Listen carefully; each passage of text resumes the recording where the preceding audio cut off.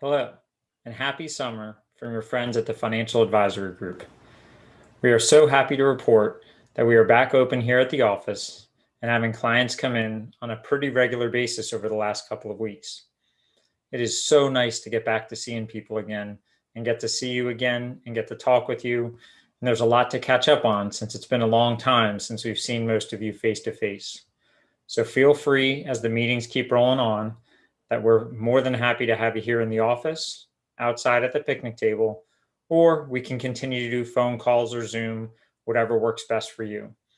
But we're so happy to be open, and it makes our job so much more enjoyable getting to meet with you and get back to seeing you face to face again.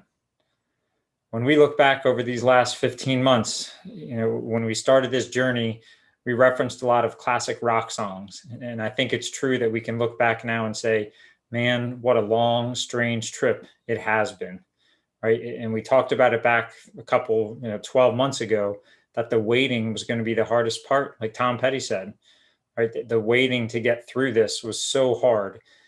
We always knew that it could get better and it would get better. We just did not know when. So it's so nice now for all of us to get back to opening things up, seeing friends again, and we can hear optimism in people's voices. It's nice to talk about travel again. If we didn't talk about travel for a long time, yes, we're not lining up to travel overseas yet, but it's nice to at least talk about the idea that we're thinking about travel again and thinking about seeing family, seeing grandkids, and we can see the optimism in all of your faces. So it makes our day seeing this turn around. And to end with the classic rock lines, we said at one point we would break on through to the other side, and it's starting to feel like we're getting there, right? There's still bumps ahead. We're not out of the woods, but again, big picture, it feels like we're starting to break on through to the other side. And the waiting was the hardest part, but we're happy to be here. As it comes for us and our thoughts on things, not a lot has changed. You hear a lot of noise out there these days, as we've talked about for the last couple months over through all of this. It's to really focus on the right things, right? We get so worried about what's going to take the market down that we don't just enjoy the market going up. So, this last 6, 9, 12 months, yes, it has been, stressful for us as people, but the market looks at this in a totally different way, and the market's happy. And sure, are we due some type of blip? Yes. In 2021 so far, from the top to the bottom, the furthest the S&P 500 has fallen so far is about 4%. Normally, every year we get a fall of about 10 to 15% at some point during the year. So we're due one, right? We're due one of those corrections, blips, my good old letting air out of the balloon. At some point, we're getting one, and we can try to blame it on inflation. We can blame it on taxes. But big picture, it's a healthy thing. And at some point, it will come. But it's important not to focus on that, but to focus more on the big picture. So as we get into my charts here, as you know, it's as we're getting back into seeing people again, it's nice that I can share these charts in person, but still we'll use Zoom to get some of our thoughts out from time to time. So we've talked about this and think, what's happening going forward, right? And how is this market where it is right now? Well, what you can see, and we've talked about this before, that the savings rate in this country has taken off, right? Back, if you look over, in the late teens, the savings rate in this country averaged around 5, 6, 7%. COVID hit, and all of a sudden the savings rate has spiked dramatically to even today, we're still at a savings rate of about 15%, which is double what historically it has been for us in this country. Why? Well, we know about that. A lot of this savings isn't being done because we want to, but it's not as easy to spend on travel, easy to spend on vacations and things like that, or going out to eat. So there is more savings, there is more cash out there, right? Which plays into our thought process looking forward. Also, because of this, and because stimulus payments continue to come out over the last 12 to 18 months, consumers are actually in excellent financial shape. A lot of people actually paid down debt over the last year, right? If we look at revolving credit, which is basically credit card debt, right? If we look at this, that's actually down somewhat considerably from where it was a year ago, down about 5%. That's an excellent sign.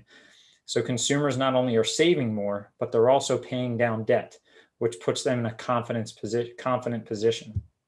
As we also look at what that means, this chart here shows what percentage of people's income goes towards debt payments, right? So if I'm a household and a large part of what I have coming in has to pay down debt, then I don't have a lot of wiggle room to be able to spend on other things, right?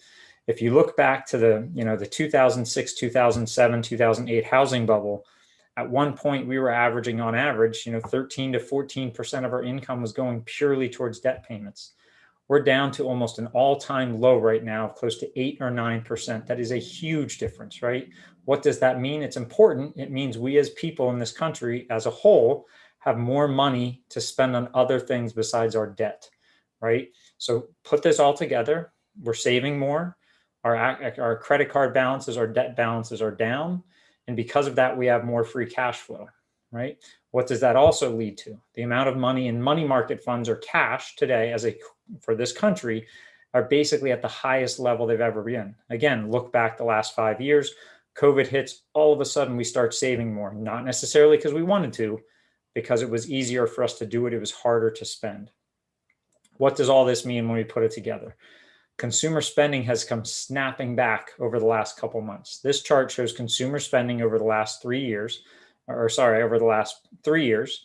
And what you saw, COVID hit and consumer spending literally fell off a cliff, right? But you've seen it slowly and steadily climb back, that we're now at an all-time high for consumer spending already. And we see this today. Everybody wants everything, right? Things are starting to cost more. We'll talk a little bit about that in a minute on inflation, because what's surprising with COVID is how quick this demand has come back. So demand for everything from as small as a bottle of ketchup up to cars, RVs, and houses is high because we as consumers have the resources to buy them. And we've been pent up for so long, we can't wait to buy things. So as an example, we keep hearing, well, what about inflation? Is inflation something to worry about? Sure, right? We do think inflation is probably going to be here for a little while at a higher level than it has been. But some of this is what they call tertiary or temporary, right? Take cars as an example. If you're GM, this shows car sales over the last couple of years. All of a sudden, COVID hits. Car sales literally fall in half. They went from about 18 million per year on average down all the way to about 8.5 million per year. You're GM. You decide at that point in time, you're not going to make any more cars. Nobody wants any, right? So you stop producing cars to the level that you were. Plants are closing because of COVID. So all of a sudden you start making less production. None of us thought that demand would come back so quickly. So what's happened is demand has come snapping back to the point now. There's more cars in demand today than there was pre-COVID. Well, GM wasn't making enough cars. They didn't think this would snap back that quickly. So because of that, there's not a lot of cars there. Therefore, I don't care what you have. If there's not a lot of something and everybody wants it, what happens to the price of it? It goes up, right? But let's think this forward a little bit more. If you're now the running GM, what do you think you're doing? You're trying to produce as many cars as possible to meet that demand. So all of a sudden, you're going to have that supply catch up. GM's going to produce more cars. And we promise at some point in the next 12, 24, 36 months, car dealers will actually say they have too much inventory, not that they don't have enough. It's how economics works. It's this constant roller coaster of supply and demand. And again, you're even seeing it already in things like the price of lumber, which had taken off, is down about 30 to 40% in the last month or two, right? You're starting to see these things level off. Now, Lowe's and Home Depot didn't lower the price yet, but at some point you will see those prices come back down. So when we look forward for the markets, right, our theme for 2021, and I'll give Diana credit on this, we were in separate meetings and both came up with the same saying for 2021, is when we look forward, it's no pain, no gain.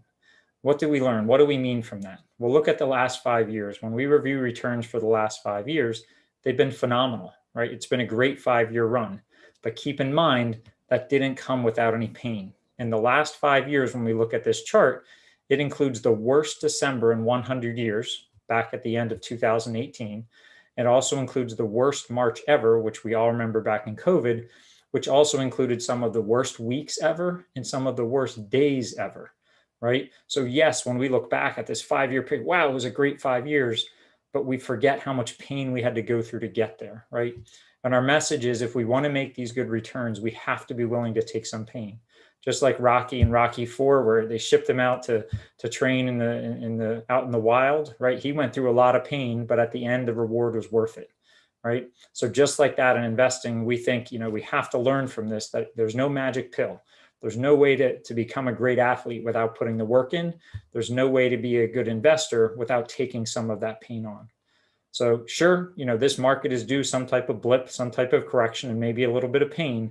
But long term, we really like where we are with consumers having a lot of cash, ready to spend money, and ready to buy almost everything. So thank you again. Just wanted to give you a little bit of an update on sort of how we view things today.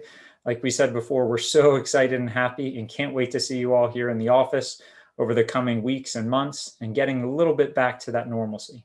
And last, our thank you so much for sticking with us and having trust and confidence over this last 15 months. We know at times this wasn't easy, but it means the world to us and continues to mean the world to us that you were able to stick with us and stand by our side as we went through this difficult time together. So thank you.